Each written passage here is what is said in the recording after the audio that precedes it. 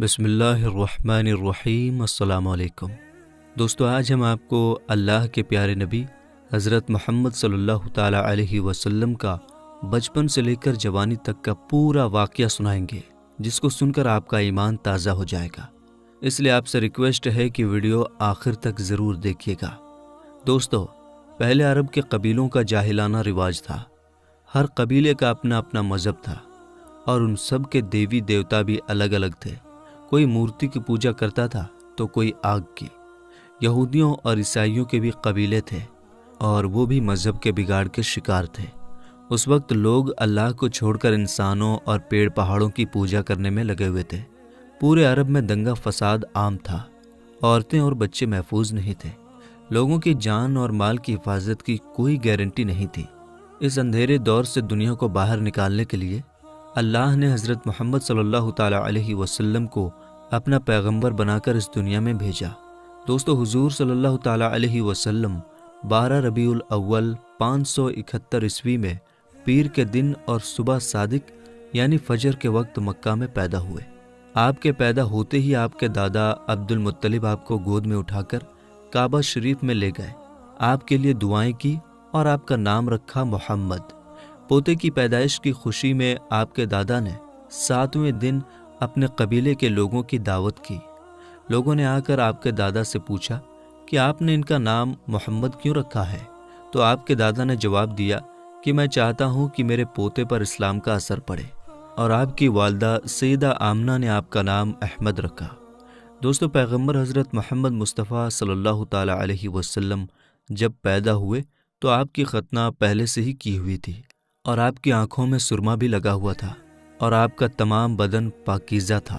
جب آپ کے دادا عبد المطلب نے اپنے پوتے کو ختنہ شدہ اور ناف کٹا ہوا پایا تو وہ بہت زیادہ خوش ہوئے اور فرمایا کہ میرا پوتا بڑی نرالی اور بڑی شان والا ہوگا۔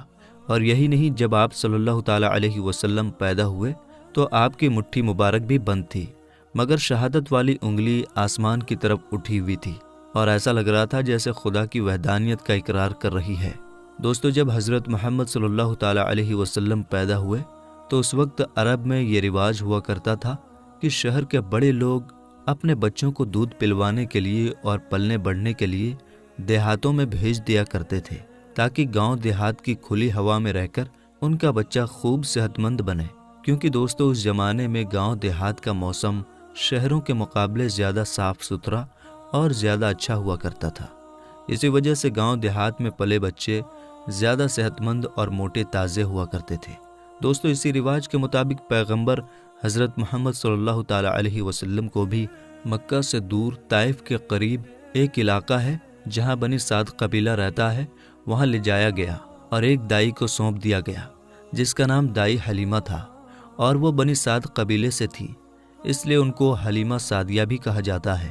دوستو، دائی حلیمہ بہت غریب گھرانے سے تھی، اس لیے انہوں نے آپ صلی اللہ تعالیٰ علیہ وسلم کی پرورش کا ذمہ لیا، یہ سوچ کر کہ 2 سال ان کی پرورش کروں گی تو اس کے بدلے میں مجھے کچھ مال مل جائے گا، تاکہ اس سے ان کی زندگی کا گزر بسر اچھی طرح سے ہو سکے۔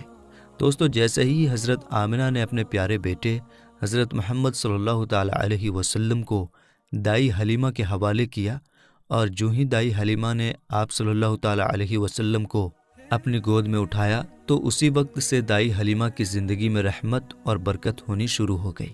دوستو، اس وقت عربوں میں یہ رواج تھا کہ بچے کی پرورش کا ذمہ 2 سال کا ہوا کرتا تھا، اور ہر 6 مہینے کے بعد بچے کو اس کے گھر والوں سے ملانا ہوتا تھا۔ اسی رواج کے مطابق دائی حلیمہ بھی 6 مہینے کے بعد پیغمبر حضرت محمد صلی اللہ تعالیٰ علیہ وسلم کو ان کی ماں سے ملانے کے لیے مکہ پہنچی۔ ان کے ساتھ ان کا شوہر حارث اور ان کا ایک چھوٹا بچہ بھی تھا جو ان کی گود میں تھا۔ وہ بچہ بھوک سے رو رہا تھا کیونکہ حلیمہ بہت کمزور تھی اور کھانے پینے کی کمی بھی تھی، اس وجہ سے دائی حلیمہ دودھ نہیں پلا پا رہی تھی۔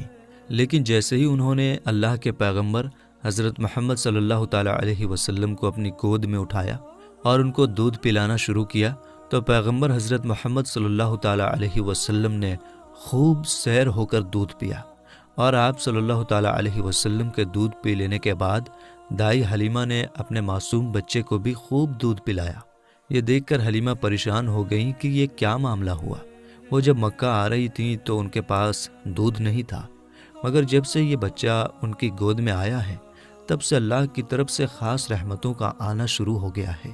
دوستو، اس کے بعد دائی حلیمہ اپنے شوہر حارث اور اپنے بچے اور پیغمبر حضرت محمد صلی اللہ تعالیٰ علیہ وسلم کے ساتھ ایک دبلی پتلی سی اونٹنی پر سوار ہو گئیں۔ وہ اونٹنی جب بنی سعد کے قبیلے سے نکل کر مکہ کی طرف آئی تھی تو وہ بہت سستی سے چلتی ہوئی مکہ پہنچی تھی، لیکن اب معاملہ یہ ہوا کہ دائی حلیمہ کی اونٹنی سب سے آگے چل رہی تھی۔ دائی حلیمہ کی سہیلیوں نے اپنی آنکھوں سے دیکھا کہ دائی حلیمہ کی یہ وہی اونٹنی تھی جو مکہ میں بڑی سستی سے آئی تھی۔ اب اس اونٹنی کو آخر کیا ہو گیا کہ وہ اب بڑی رفتار سے چل رہی تھی۔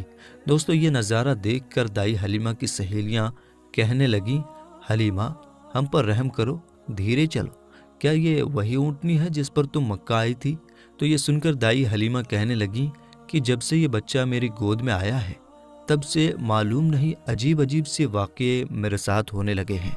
دوستو، اس کے بعد دائی حلیمہ کی زندگی میں رحمتوں اور برکتوں کا سلسلہ چلتا رہا، اور ایسے کرتے کرتے 2 سال پورے ہونے کو آ گئے، یعنی کہ بچے کی پرورش کا ذمہ پورا ہونے کو آ گیا۔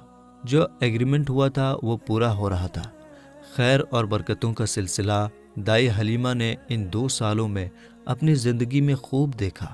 اس وجہ سے ان کا دل نہیں چاہ رہا تھا کہ وہ اس نورانی بچے کو واپس اس کے گھر والوں کو سونپ دے، مگر دستور کے مطابق 2 سال کے بعد اس کو واپس سونپنا ہی تھا۔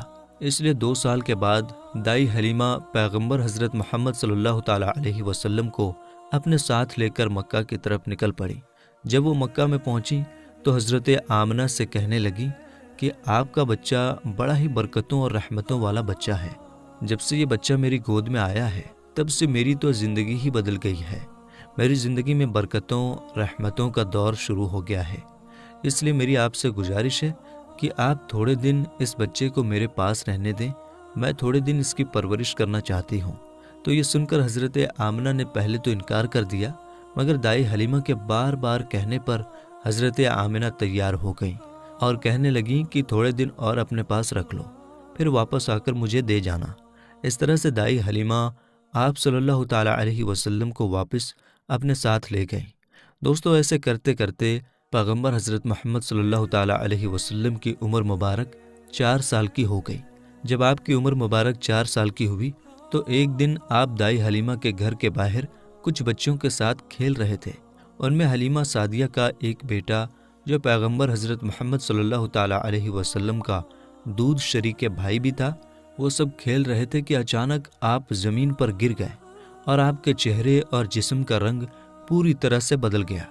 دوستو، اتہاس کی کتابوں میں ہے کہ اس وقت حضرت جبریل علیہ السلام پہلی بار پیغمبر حضرت محمد صلی اللہ تعالیٰ علیہ وسلم سے ملنے آئے تھے۔ جیسے ہی حضرت جبریل آپ کے پاس آئے تو آپ کو زمین پر لٹا کر آپ کے سینے کو چاک کر دیا، یعنی کہ آپ کے سینے کو چیر دیا اور آپ کے دل کو باہر نکال لیا۔ اس کے بعد آپ کے دل کو زمزم کے پانی سے دھویا اور آپ کے دل پر جو ایک کالے رنگ کا چھوٹا سا لوتھڑا تھا اس کو ہٹا دیا اور یہ کہا کہ آج سے شیطان کے حصے کو دور کر دیا، اور اس کے بعد آپ کے دل کو واپس آپ کے سینے میں رکھ دیا۔ دوستو، ادھر یہ دیکھ کر آپ کے ساتھ کھیل رہے بچے گھبرا گئے کہ آپ کو کیا ہو گیا، اس لیے وہ دوڑے دوڑے دائی حلیمہ کے پاس پہنچ گئے اور کہنے لگے کہ محمد کا کسی نے قتل کر دیا ہے۔ تو یہ سن کر دائی حلیمہ بہت گھبرا گئیں اور پریشان ہو اٹھی اور بھاگتی ہوئی سوچنے لگی کہ مجھے 2 سال کے بعد ہی اس کو اس کی ماں کو دے دینا چاہیے تھا، اب اس کی ماں کو میں کیا منہ دکھاؤں گی۔ یہ سوچتے ہوئے دائی حلیمہ بھاگتی ہوئی آپ تک پہنچی تو حلیمہ نے دیکھا کہ آپ کا جسم کا رنگ بدلا ہوا ہے، مگر تھوڑی دیر کے بعد آپ کو ہوش آ گیا۔ یہ دیکھ کر حلیمہ کی جان میں جان آئی اور کہنے لگی اب اس کو اور نہیں رکھوں گی اپنے پاس۔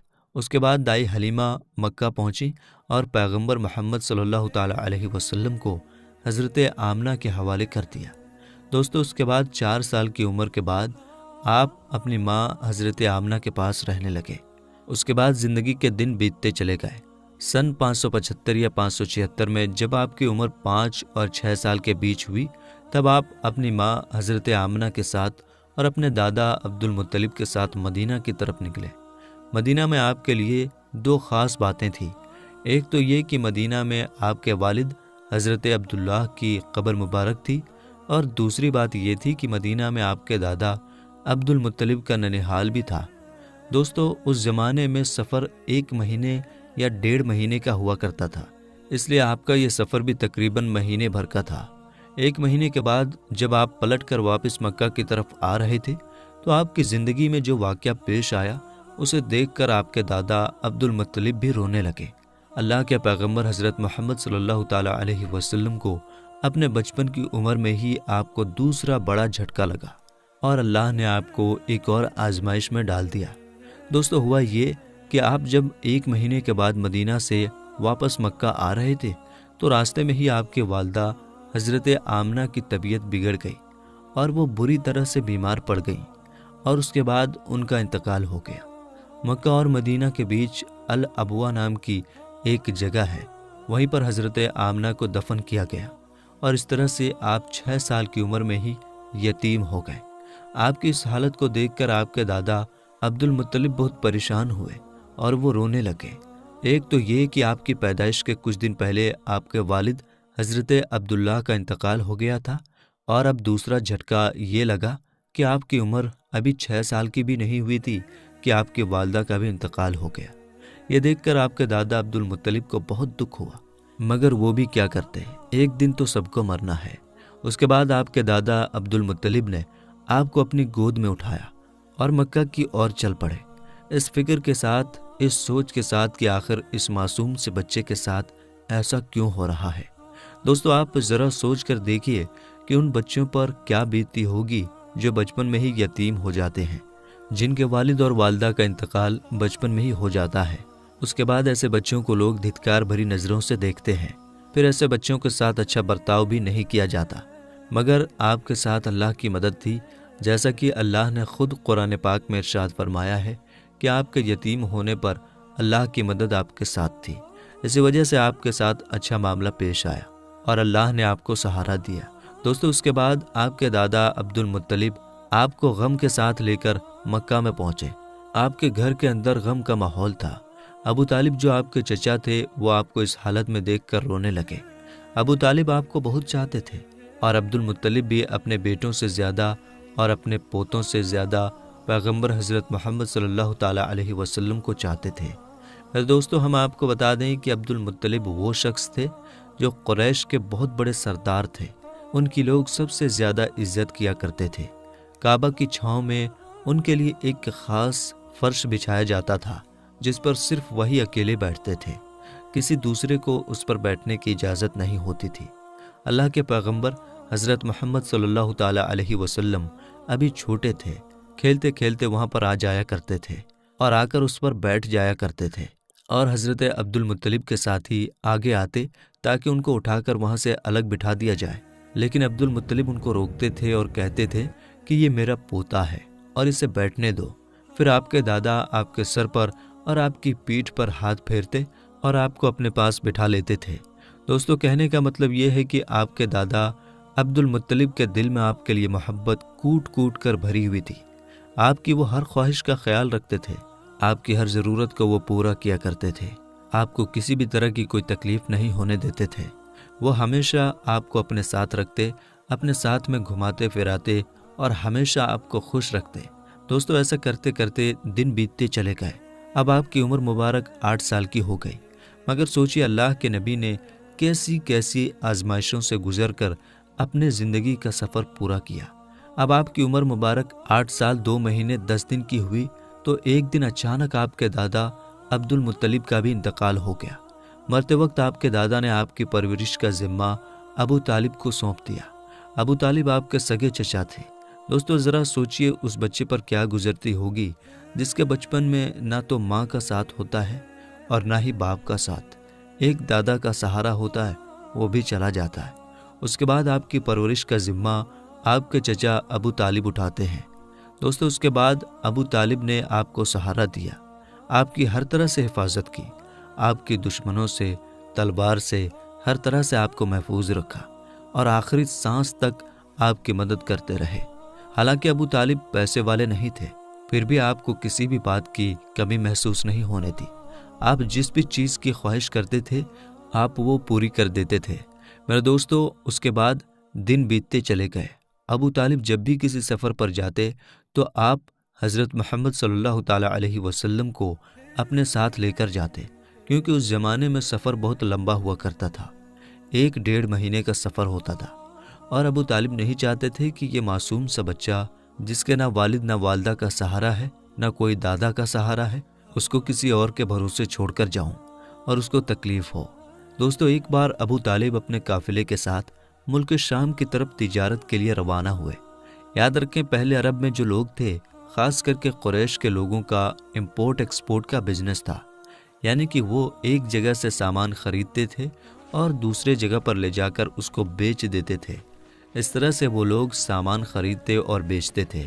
اسی کام کے سلسلے میں ابو طالب اپنے قافلے کے ساتھ ملک شام کی طرف نکلے۔ ساتھ میں آپ نے حضرت محمد صلی اللہ تعالیٰ علیہ وسلم کو بھی لے لیا اور آپ کو ایک اونٹنی پر سوار کر دیا۔ ابو طالب کا جب یہ قافلہ ملک شام کے بارڈر پر پہنچا تو رات ہو چکی تھی، اس لیے انہوں نے وہیں پر اپنا پڑاؤ ڈالا تاکہ وہ وہیں پر رات گزار سکیں اور اپنی تھکان دور کر سکیں۔ دوستو، ہم آپ کو بتا دیں کہ اس زمانے میں راہب ہوا کرتے تھے جو ایک جگہ سے دوسری جگہ پیدل جایا کرتے تھے۔ اس زمانے میں ایک عیسائی راہب تھا، یعنی کہ کرسچن راہب تھا، جو لوگوں کی رہنمائی کرتا تھا۔ وہ کبھی اپنے گھر سے باہر نہیں نکلتا تھا، یعنی کہ وہ ہمیشہ اپنے گھر کے اندر ہی رہتا تھا۔ جب اس کو معلوم چلا کہ ان کے سامنے کسی نے پڑاؤ ڈالا ہے تو وہ دوڑتا ہوا ان کے پاس آیا اور پیغمبر حضرت محمد صلی اللہ تعالیٰ علیہ وسلم کو لے لیا اور ابو طالب سے کہنے لگا کہ یہ بچہ ساری دنیا کا سردار بن کر آیا ہے۔ اس کی یہ بات سن کر ابو طالب حیران ہوئے اور پوچھنے لگے کہ تمہیں کیسے پتا؟ تم کو کس نے بتایا ہے کہ یہ بچہ ساری دنیا کا سردار بن کر آیا ہے؟ تو اس راہب نے کہا کہ جب تم اس گھاٹی سے ادھر اس گھاٹی میں آ چکے تھے تو اس گھاٹی میں ایسا کوئی بھی درخت اور پتھر نہیں تھا جو اس بچے کو دیکھ کر نہ جھکا ہو، اور پتھر اور درخت صرف انہی لوگوں کے آگے جھکتا ہے جس کو اللہ اپنا پیغمبر بنا کر بھیجتا ہے۔ اس کے بعد وہ کہنے لگا، تم اس بچے کو ملک کے ساتھ ساتھ لے کر مت جانا، کیونکہ آگے یہودیوں سے ان کو خطرہ ہے، کہیں وہ اس کا قتل نہ کر دیں، اور میں اس بچے کو اچھی طرح سے پہچانتا ہوں کیونکہ تورات اور انجیل میں ان کے رسول ہونے کا ذکر آیا ہے، اور میں اس بچے کو اچھی طرح سے پہچانتا ہوں۔ ان کی پیٹھ کے نیچے ایک سیب کی طرح جو نبوت کی مہر لگی ہے، اس مہر سے بھی میں ان کو پہچانتا ہوں، لہٰذا تم انہیں ملک شام لے کر مت جانا۔ دوستو، اب ابو طالب کو اس راہب کی باتوں پر یقین آ چکا تھا کہ وہ جو کہہ رہا ہے بالکل سچ کہہ رہا ہے۔ اس کے بعد ابو طالب نے کسی شخص کے ذریعے سے پیغمبر محمد صلی اللہ تعالیٰ علیہ وسلم کو واپس مکہ میں پہنچا دیا، کیونکہ ابو طالب کو اب یہ معلوم ہو چکا تھا کہ یہ جو بچہ ہے یہ کوئی معمولی بچہ نہیں ہے، یہ بچہ خاص مرتبے والا بچہ ہے۔ اس کے بعد ابو طالب آپ کی پرورش اور آپ کی حفاظت کے معاملے میں اور زیادہ چوکنا ہو گئے اور آپ کی ہر طرح سے حفاظت کرنے لگے۔ اس کے بعد جب آپ جوان ہو گئے تو آپ صلی اللہ تعالیٰ علیہ وسلم کی سچائی اور ایمانداری کو دیکھ کر ایک بار حضرت خدیجہ رضی اللہ تعالیٰ عنہا نے آپ کو اپنا مال دے کر شام میں تجارت کے لیے بھیجا اور ساتھ میں اپنے ایک غلام کو بھی لگا دیا۔ اللہ کے فضل و کرم سے تجارت میں بہت فائدہ ہوا۔ حضرت خدیجہ کے غلام جن کا نام مسیرہ تھا، انہوں نے بھی آپ کی ایمانداری اور اچھے اخلاق کی خوب تعریف کی۔ یہ دیکھ کر حضرت خدیجہ آپ کی طرف مائل ہوئے، یعنی کہ حضرت خدیجہ آپ صلی اللہ تعالیٰ علیہ وسلم سے بہت پربھاوت ہوئی، اور اس کے بعد آپ نے خود ہی پیغمبر محمد صلی اللہ تعالیٰ علیہ وسلم کو نکاح کرنے کا پیغام بھیجا۔ دوستو، ہم آپ کو بتا دیں کہ حضرت خدیجہ رضی اللہ تعالیٰ عنہا عرب میں ایک کامیاب بزنس وومن تھی، اور اپنے ویاپار سے ہوئی کمائی کو حضرت خدیجہ غریب، اناتھ، ودوا اور بیماروں میں بانٹا کرتی تھی۔ انہوں نے انگنت غریب لڑکیوں کی شادی کا خرچہ بھی اٹھایا تھا، اور اس طرح ایک بے حد نیک اور سب کی مدد کرنے والی عورت کے روپ میں اسلام میں ہی نہیں بلکہ پوری دنیا کے اتہاس میں ان کا بڑا یوگدان رہا ہے۔ یعنی کہ حضرت خدیجہ ہمیشہ غریب لوگوں کی اناج اور کپڑوں سے مدد کیا کرتی تھیں۔ حضرت خدیجہ مورتیوں میں وشواس نہیں کرتی تھیں اور نہ ہی ان کی پوجا کرتی تھیں۔ دوستو، ہم آپ کو یہ بھی بتا دیں کہ حضرت خدیجہ کی پیغمبر محمد صلی اللہ تعالیٰ علیہ وسلم کے ساتھ شادی ہونے سے پہلے 2 شادیاں ہو چکی تھیں، اور ان کے اپنے پہلے دونوں شوہروں سے بچے بھی تھے۔ انہوں نے اپنا پہلا نکاح ابو حالہ سے کیا تھا، جن سے ان کو 2 بیٹی ہوئی تھی۔ مگر اس کے بعد ابو حالہ یعنی کہ ان کے پہلے شوہر کی موت ہو گئی، اور اس کے بعد حضرت خدیجہ نے دوسری شادی عتیق ابن زید کے ساتھ کی، جن سے ان کو ایک بیٹی ہوئی، مگر یہ بھی تھوڑے دنوں کے بعد اس دنیا سے چل بسے اور یہ پھر سے بیوہ ہو گئیں۔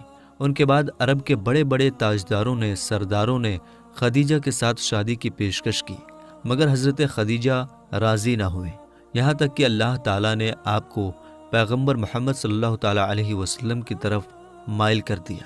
دوستو، اس کے بعد حضرت خدیجہ نے پیغمبر محمد صلی اللہ تعالیٰ علیہ وسلم کی ایمانداری اور تجارتی سفر کو دیکھ کر تیسرے نکاح کا پیغام آپ نے خود ہی اپنی ایک خاص سہیلی جس کا نام نفیسہ تھا، اس کے ذریعے آپ نے پیغمبر محمد صلی اللہ تعالیٰ علیہ وسلم کے پاس نکاح کا پیغام بھیجا۔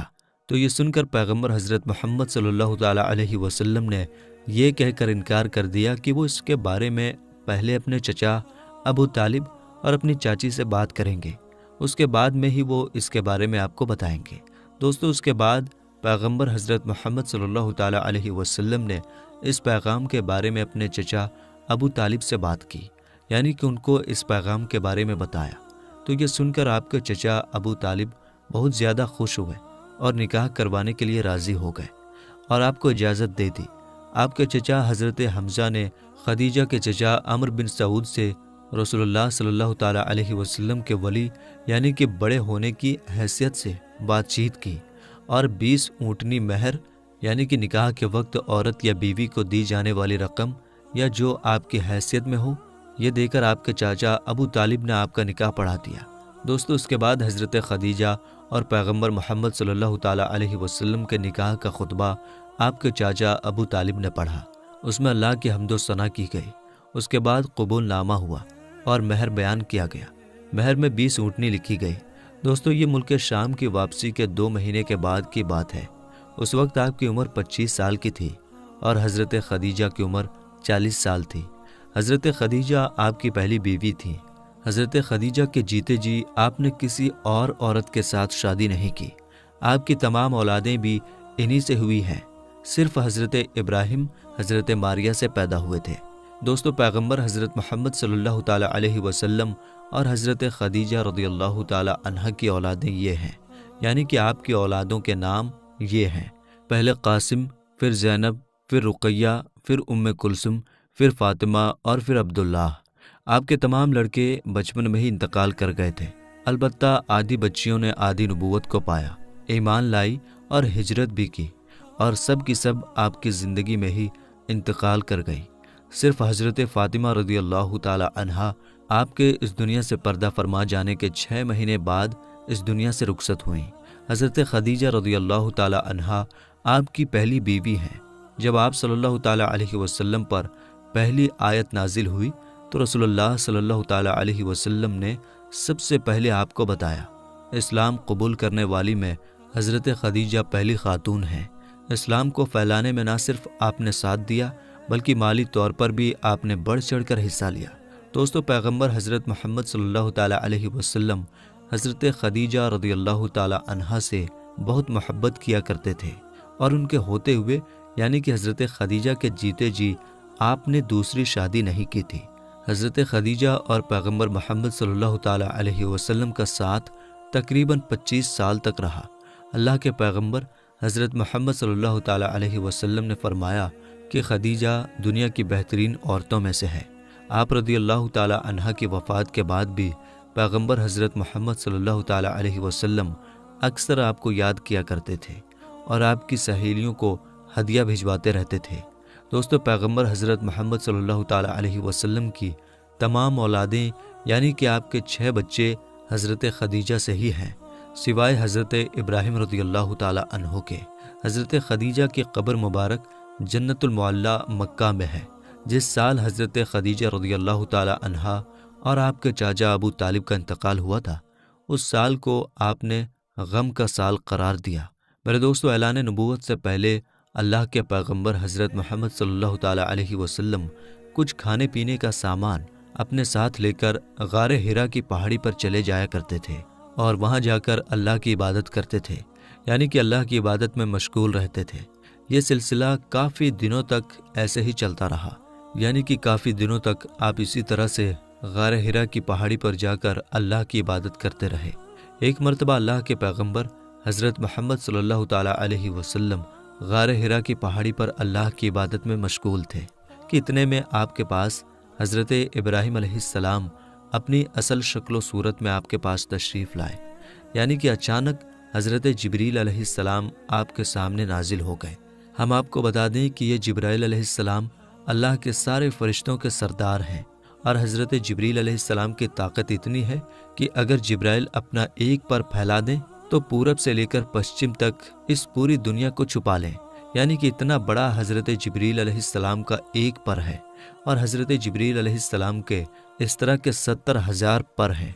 अब आप सोचिए कि हज़रत जिब्रील कितने ज़्यादा बड़े होंगे। इसके अलावा हज़रत जिब्रील की स्पीड इतनी ज़्यादा है कि ये पलक झपकते ही सिदरा से ज़मीन पर आ जाते हैं और पलक झपकते ही इस ज़मीन से वापस सिदरा पर पहुंच जाते हैं। यह हज़रत जिब्रील अलैहिस्सलाम की ताकत का आलम है। अगर हज़रत जिब्रील अलैहिस्सलाम चाहें तो इस पूरी ज़मीन को उठाकर पलट सकते हैं।